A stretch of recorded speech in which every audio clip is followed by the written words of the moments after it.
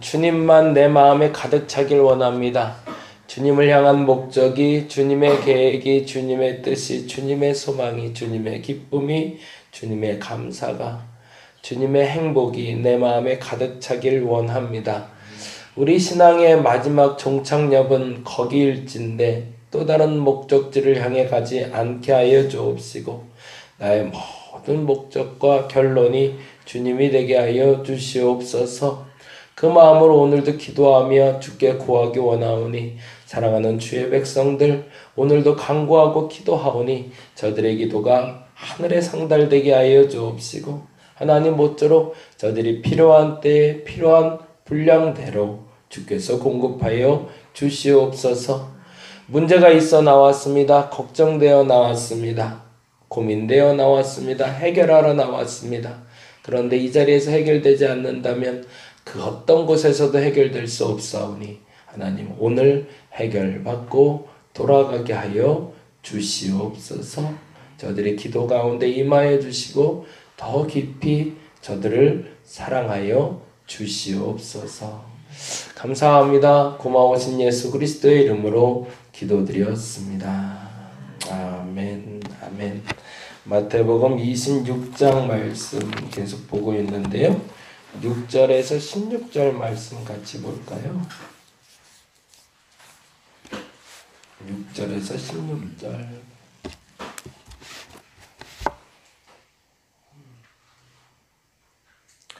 오늘은 남편이 못 나왔나 봐요. 이름이 죄송한데 지난번에 제가 알고 있는 이름이 맞나 모르겠는데 조상현, 이보경, 네 맞아요. 네. 지난번에 처음에 왔을 때 아마 헌금하셨던 것 같은데 그죠? 네, 조상현, 이보경 아마 그렇게 기억하는데 감사해요. 같이 기도할게요. 네, 이름을 알고 기도하면 조금 더 부담감을 가지고 기도하니까 네 그렇게 기도하도록 여러분도 같이 기도해 주시면 좋겠습니다. 신창 아파트 사세요? 네 감사합니다. 26장 6절에서 13절 우리 같이 한 목소리로 읽는데요. 오늘 6절에서 13절보다 16절까지 같이 한번 봤으면 좋겠습니다. 26장 6절에서 16절까지 같이 한 목소리로 읽도록 하겠습니다.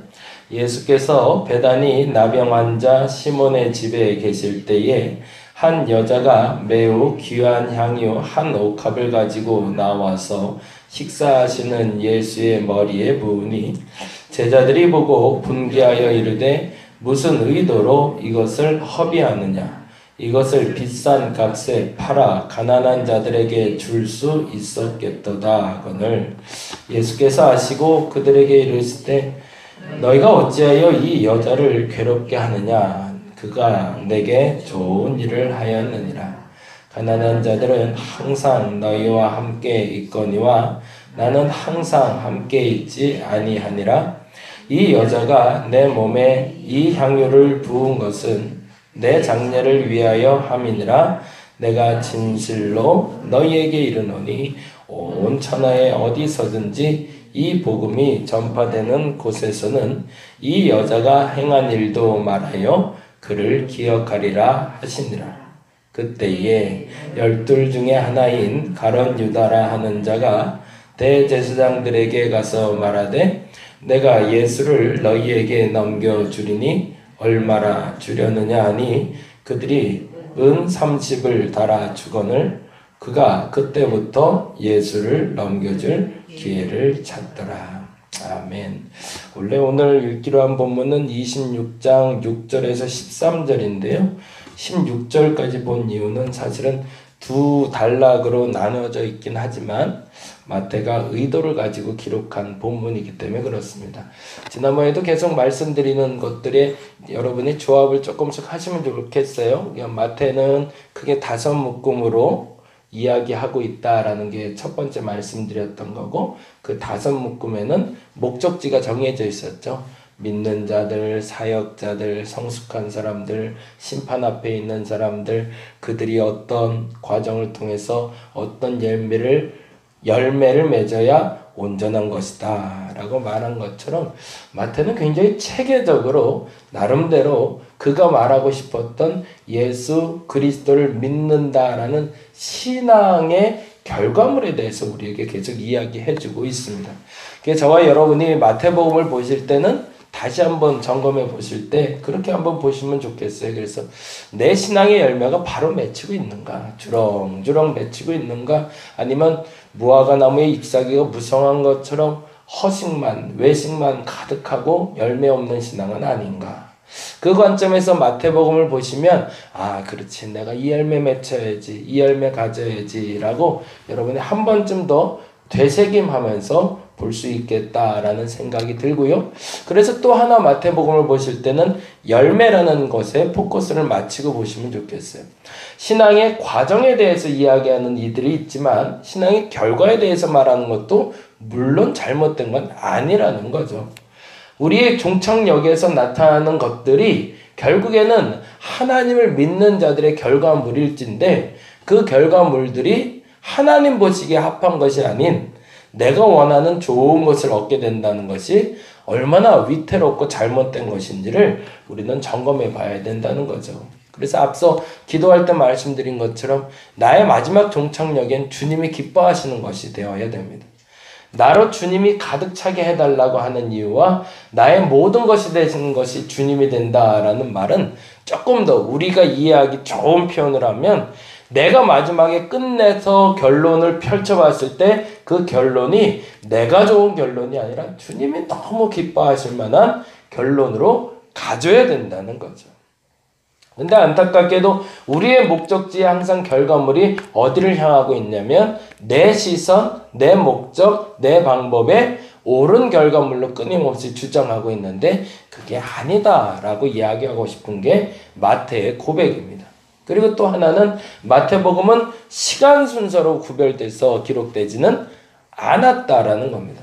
그래서 이가 말할 때 그때에 그곳에서 이 장소에서라고 말할 때 그 장소와 그 시간은 사실은 연대순 시간순으로 진행되는 것이 아니라 사건순으로 기록되고 있다.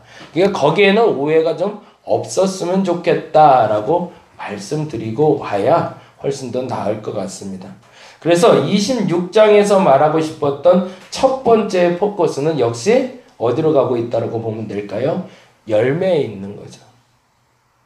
그러면 이 한 여인이라고 한 여자라고 다른 본문에는 마리아라고 되어 있는 이 여인의 열매는 뭐며 그리고 14절에서 16절에 나오는 이 유다가 맺고 있는 열매는 무엇인가를 보는 게 우리의 주 목적이어야 되겠죠. 왜요?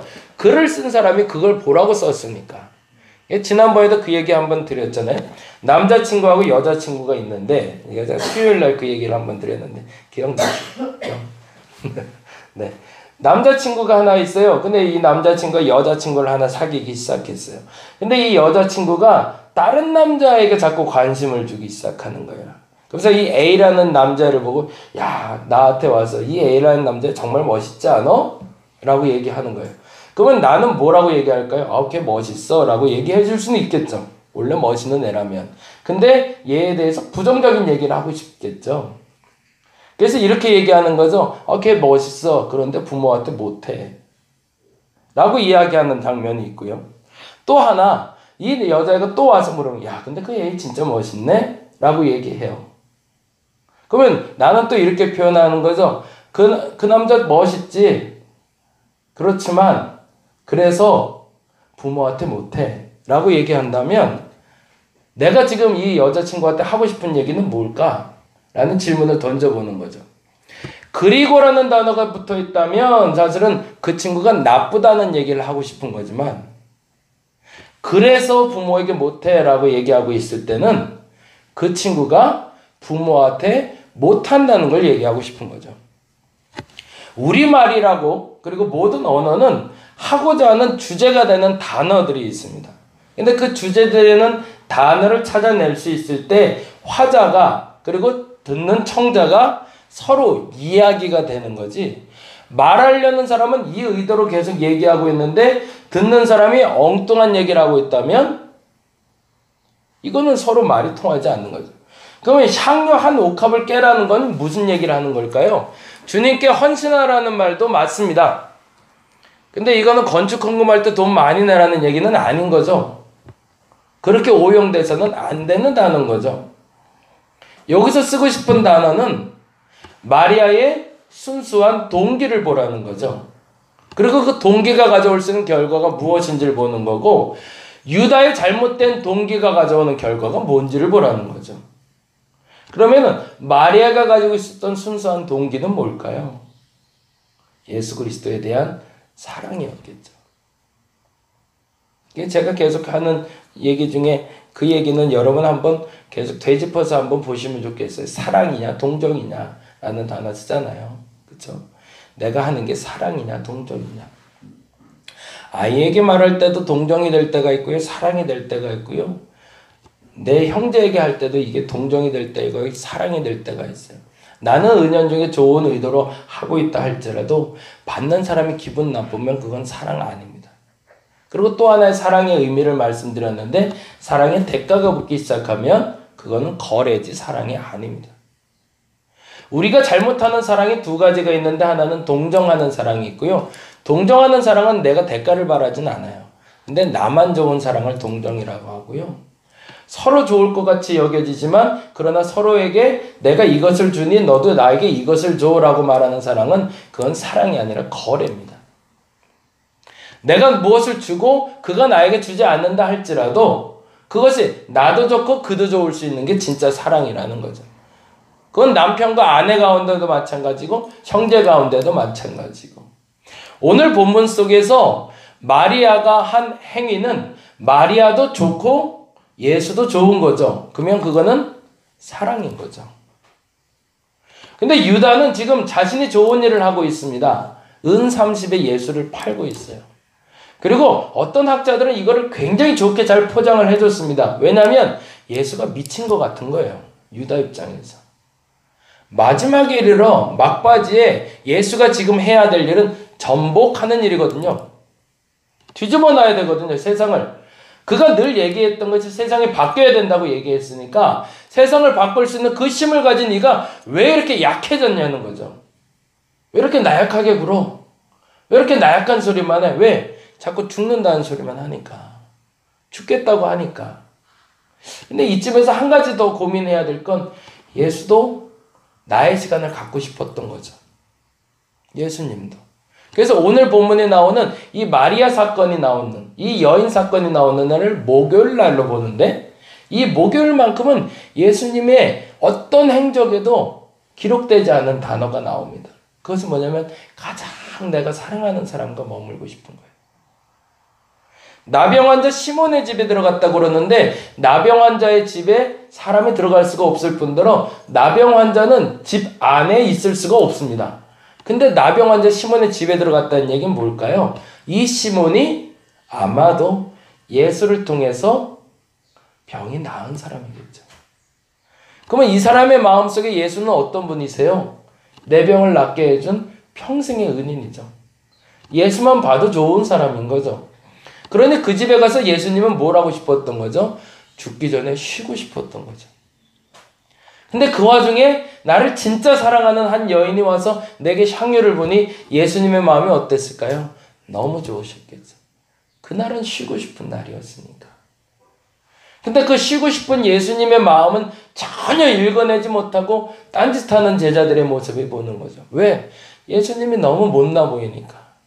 자신들이 생각하는 정치적인 리더의 역할이나 충분히 혁명자의 역할을 감당하지 못하고 있는 예수가 너무너무 미운 거죠. 그리고 한낱 여자 옆에서 그 향유를 발라주는 그 쓰담쓰담하는 그 손길을 기뻐하고 있는 예수가 너무너무 못마땅한 거죠. 어떻게 예수가 저렇게 나약해질 수가 있지? 그래서 그것이 분노로 바뀌게 돼서 유다가 예수에게 새로운 원동력을 허락해 주기 위해서, 왜냐하면 예수님은 전투력이 강해질 때가 누군가에게 비방받을 때였으니까, 누군가에게 공격당하실 땐 항상 이겼으니까. 그래서 이번에도 한번 이겨달라고 대제사장과 그 백성의 장로들에게 은 30을 주고 거래하고 있었다라고 어떤 학자는 얘기하기도 합니다. 유다에 대한 가장 긍정적인 해석인 거죠.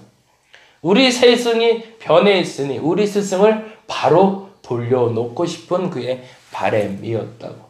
근데 정말로 돌려진 것이 아니라 그냥 그 자리에서 죽어버린 스승 앞에서 좌절해서 그는 자살하고 말았다라고 해석하고 싶었던 거죠. 근데 앞서 말씀드린 대로 이건 누구 좋으려고 하는 소리죠?